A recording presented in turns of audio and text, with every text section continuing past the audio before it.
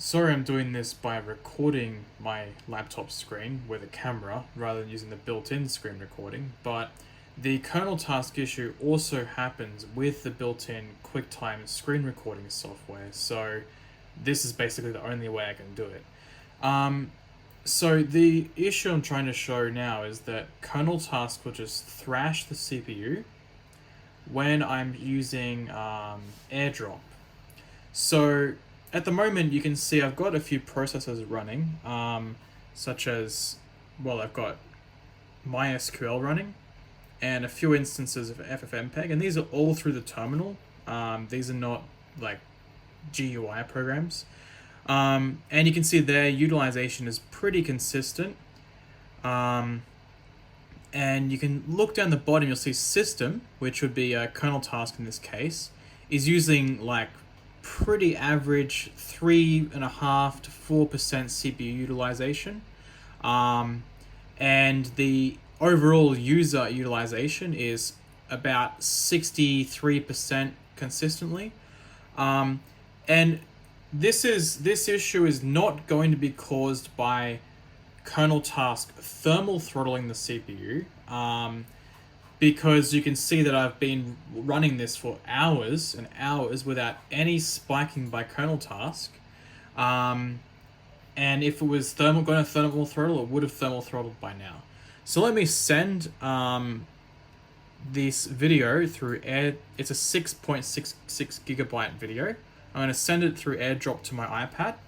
And as soon as it's accepted, you might have heard the sound it made.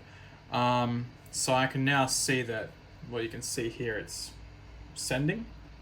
And you'll notice that kernel task is actually thrashing the CPU right away as soon as I started doing that. And it's actually so thrashing the CPU so hard that this activity monitor isn't even updating its statistics. See, it's stuck. This is stuck. Right down the bottom here, there is a spike in red, and it's thrashing the CPU so hard that activity monitor isn't even updating now. I will switch over to this one. Hopefully Mac has some kind of built-in thing to prioritize what the user's focused on. If not, that's a good idea. Oh yeah, there we go. So now that I focus on the window, it's kind of got an update. These numbers are incredibly unreliable. So just follow the graph down the bottom here. Yeah, it's really just thrashing CPU. Now, sometimes when the system's getting thrashed that hard, these numbers are totally inaccurate. You'll see it even sometimes say like 3,000% utilization, which is, it's just not even possible because it's got 14 CPU cores, 100% per core, so that's a maximum of 1,400% overall. How could one, yeah, there we are, 4,900%. How is that possible? So you can't trust these numbers here, right? But if you look at the graph, you can clearly see there's a spike that happened right when I started doing AirDrop.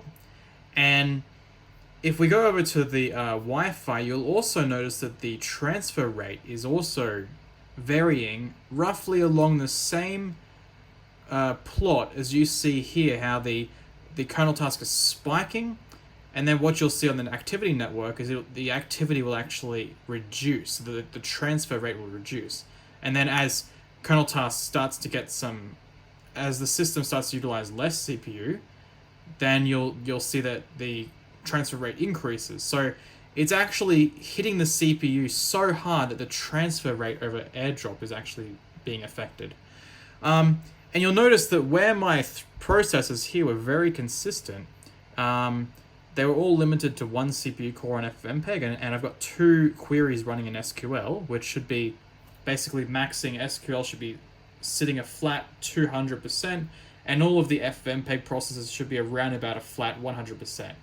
But those processes are being choked out, and they're being choked very significantly. Like where they were 100% consistently or a little bit above, they're now like dropping below 50% or into the low 40% or even mid 35% like you're seeing here. So those processes are being choked extremely hard.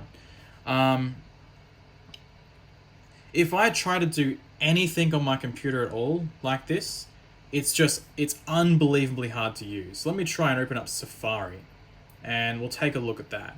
So notice the load time is very, very slow. Let's try and resize the window, okay? It's not really that laggy. Chrome is a hell of a laggy when you're trying to resize the browser.